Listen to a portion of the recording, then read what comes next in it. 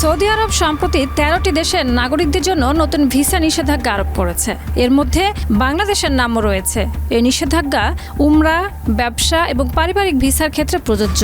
কূটনৈতিক সূত্র থেকে জানা গেছে, এই নিষেধাজ্ঞা আগামী জুন মাসের মাঝামাঝি সময়ে প্রত্যাহার হতে পারে। সৌদি আরব বাংলাদেশ সহ ১৩ দেশের উপরে সাময়িক ভিসা নিষেধাজ্ঞা জারি করেছে। ৬ এপ্রিল প্রকাশিত একটি প্রতিবেদনে ARI নিউজ জানায়, সৌদি কর্তৃপক্ষ নিশ্চিত করেছে যে যাদের কাছে উমরা ভিসা রয়েছে তারা ১৩ এপ্রিল পর্যন্ত সৌদি আরবে প্রবেশ করতে পারবেন।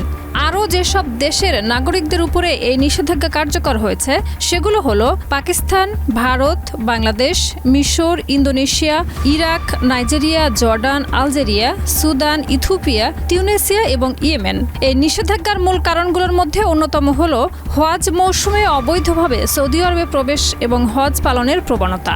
অতীতে অনেক মানুষ একাধিক ভিসা ব্যবহার করে সৌদি আরবে এসে অবৈধভাবে থেকে হজ পালন করতেন, যা ভিড় এবং নিরাপত্তা ঝুঁকি সৃষ্টি করত।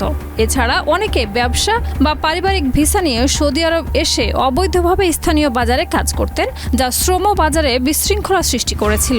সৌদি কর্তৃপক্ষ জানিয়েছে, যদি কেউ এই নিষেধাজ্ঞা অমান্য করে সৌদি আরবে অবৈধভাবে অবস্থান করেন তবে ভবিষ্যতে তাদের উপর ৫ বছরের নিষেধাজ্ঞা জারি হতে পারে।